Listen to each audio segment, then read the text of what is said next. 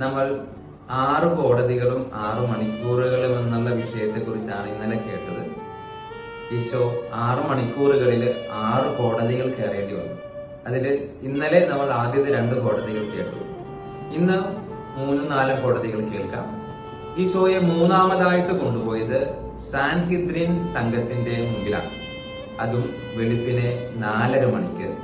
അതായത് ആരാണ് സാൻഹിദ്രിൻ സംഘം എന്ന് പറഞ്ഞാല് പുരോഹിത പ്രമുഖന്മാര്, ജനപ്രമാണികള്, നിയമജ്ഞര്, ന്യായാധിപ സംഘം, ഇത്രയും പേരുടെ കൂട്ടായ്മയാണ് സാൻഹിദ്രിൻ സംഘം.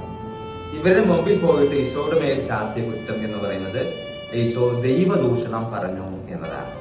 എന്നാൽ അവിടെയും അത് തെളിയിക്കാൻ പറ്റാതെ പോയതുകൊണ്ട് ഈശോയെ 4ാമത്തെ കോടതിയിലേക്ക് കൊണ്ടുപോവുകയാണ്. അത് വെളുപ്പിനെ 5 മണി സമയത്ത്. അത് പീലാത്തോസിന്റെ കോടതിയാണ്. റോമയുടെ ഗവർണറായ പീലാത്തോസ്.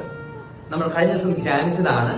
എന്നാൽ പീലാത്തോസിനും ഈശോയില് കുറ്റമൊന്നും കാണാൻ പറ്റാത്തത് കൊണ്ട് ഈശോയെ പീലാത്തോസ് 5ാമത്തെ കോടതിയിലേക്ക് പറഞ്ഞു വരികയാണ്. നമുക്ക് അത് തുടർച്ചയായിട്ട് നാളെ കേൾക്കാവുന്നതാണ്. ഈശോ നമ്മളെ അനുഗ്രഹിക്കട്ടെ.